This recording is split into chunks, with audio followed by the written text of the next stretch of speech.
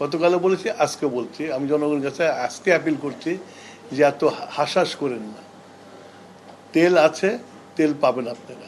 আগে যেমন ট্যাঙ্ক লরির ওরা ভরতো, সারাদিন করেও তেল থাকতো, উদ্বৃত্ত থাকতো, কিন্তু ওরা সারাদিন বিক্রি করে এরকম লাইন দিয়ে বিক্রি করার পরে উদ্বৃত্ত থাকে না। আর আমাদের ইয়ে থেকে ডিপোগুলো থেকে তেল যে ট্যাঙ্ক যে পৌঁছতে টাইম লাগে, সেই জন্য সকালবেলা আর্লি মর্নিংয়ে থাকে না, পরে তো থাকে। But you have to understand one thing, demand আর স্টক।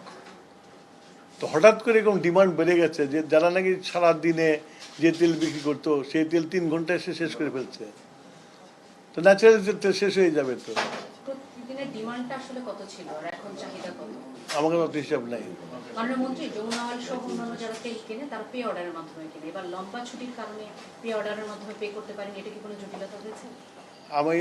আমার কাছে এরকম তথ্য নাই। তোমাদের কাছে তথ্য থাকলে তোমরা ইনভেস্টিগেশন করতে পারো আর কি। আমার কাছে এরকম তথ্য নাই। প্রত্যেক মাসে স্বয়ংক্রিয় পদ্ধতিতে ইউ হ্যাভ টু আন্ডারস্ট্যান্ড, আমি বলছি তোমরা যে প্রশ্ন করতে একটা আন্ডারস্ট্যান্ড করতে হবে যে হঠাৎ করে মানুষ হুমড়ি খেয়ে পড়ছে পেট্রোল পাম্পে। আমরা তো একটা প্রসেসের পেট্রোল পাম্প চলে, আমরা যেভাবে তেল দিয়ে সেভাবে দেয়, সেই নিয়মের এখন ভেঙে পড়ছে সেই নিয়মটা। যে এত ভিড়, এত তেল ওই পেট্রোল পাম্পে যা দেওয়া হয় প্রতিদিন, সেটা সবসময় যা দেওয়া হয় সেটাই থাকে, কিন্তু গ্রাহক তার বেড়ে গেছে।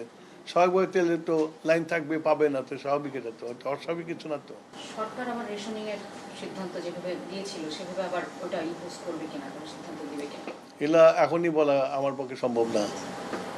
এখনকার পরিস্থিতি কি? গতকাল আপনি বলেছেন আপনারা মজুদ আছে তেল। আমি গতকালকে বলেছি যে আপনারা শঙ্কা করেন না, আপনার তেল পাবেন।